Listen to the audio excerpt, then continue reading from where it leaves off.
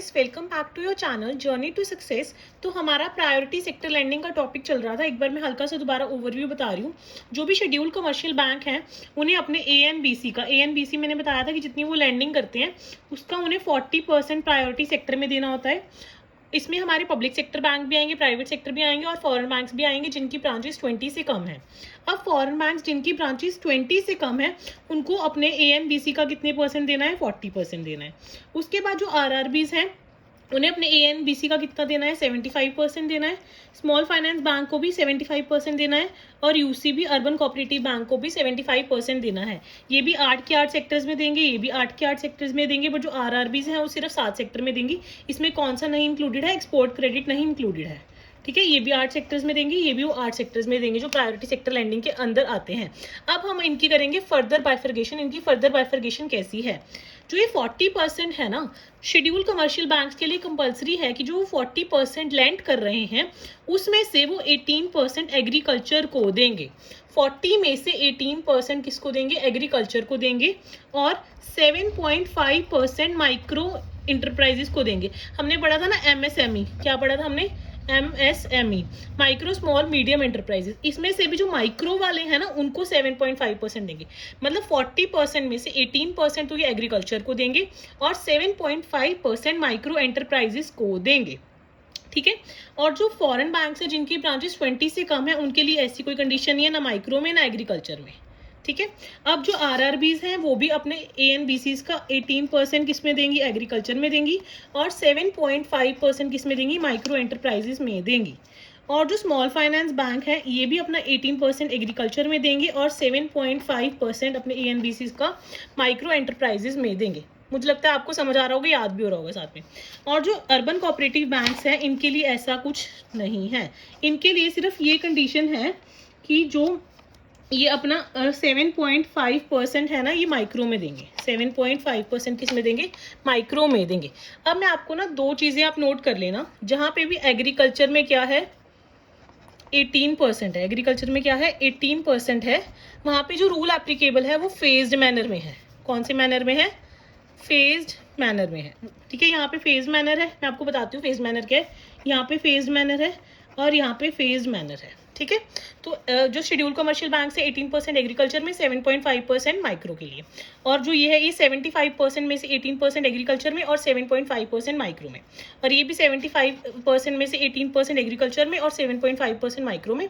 और ये इनके लिए इसकी कोई कंडीशन नहीं है, बस माइक्रो के लिए है कि इन्हें 7.5% उसमें देना है। ठीक है, अब एक और चीज़, जो ये फॉरेन बैंक्स है ना जिनकी ब्रांचेस 20 से कम है, इन्हें हमने 40% का ए-एन-बी-सी का प्रायोरिटी सेक्टर में देना है। पर इनके लिए ना एक अलग कंडीशन है कि एक्सपोर्ट में 32% से ज़्यादा नहीं दे सकते।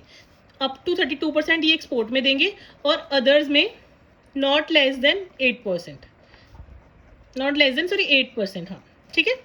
तो जी फॉरेन बैंक है जिनकी ब्रांचेस 20 से कम है ये एक्सपोर्ट में अप टू 30% देंगे। मतलब जो एक्सपोर्ट, हमने एक्सपोर्ट क्रेडिट पढ़ा है ना प्रायोरिटी सेक्टर लैंडिंग के अंतर्गत, तो उसमें एक्सपोर्ट क्रेडिट में 32% से ज़्यादा नहीं दे सकते। और जो बाकी सेक्टर्स हैं उनमें कम से कम 8% देना ही चाहिए। 32% मैक्सिमम एक्सपोर्ट में देंगे तो बाकी में 8 तो बन ही गया ना, 32 + 8 40 तो हो ही गया ना। तो मिनिमम 32% एक्सपोर्ट में मैक्सिमम दे सकते हैं और अदर्स में मिनिमम 8% तो इन्हें देना ही पड़ेगा। इसके अलावा आपको एग्रीकल्चर और माइक्रो का क्लियर हो गया। अब कुछ कंडीशन वीकर सेक्शन के लिए भी है कि जो स्मॉल कमर्शियल बैंक हैं वो 40% में से एग्रीकल्चर और माइक्रो को तो दे रहे हैं 18% और 7.5%। इसके अलावा एक कंडीशन है कि 12% वीकर सेक्शन को देंगे। 40% का 12% वीकर सेक्शन को होना चाहिए और उसके अलावा 40% का 18% एग्रीकल्चर, 40% का 7.5% माइक्रो को। और इनके लिए ये भी एप्लीकेबल नहीं है, नॉट एप्लीकेबल। इनके लिए है 15%। कितना परसेंट? 15%। इनके लिए है 12% और इनके लिए भी है 12%। अब मैं आपको ये क्लियरली नोट्स में से समझाती हूँ, आपको थोड़ा सा आइडिया लग गया होगा कि क्या ये बाइफर्केशंस हैं। ठीक है, एक सेकेंड देखो। अभी जो स्मॉल शेड्यूल कमर्शियल बैंक्स हैं वो ए-एन-बी-सी का 40% देंगे। फॉरेन बैंक्स जिनकी ब्रांचेस 20 से कम है वो भी अपने ए-एन-बी-सी का 40% देंगे। जो आर-आर-बीज हैं वो अपने ए-एन-बी-सी का 75% देंगी। और जो स्मॉल फाइनेंस बैंक्स हैं वो 75% देंगे और जो अर्बन कोऑपरेटिव बैंक हैं वो भी 75% देंगे। ठीक है। ये स्मॉल फाइनेंस बैंक है, मे बी मैंने शायद पहले कुछ और बोल दिया हो, ये स्मॉल फाइनेंस बैंक है, ठीक है। अब इन्हें 40% का 18% तो देना एग्रीकल्चर में, और ये 40% का 7.5% देना है माइक्रो में, ठीक है।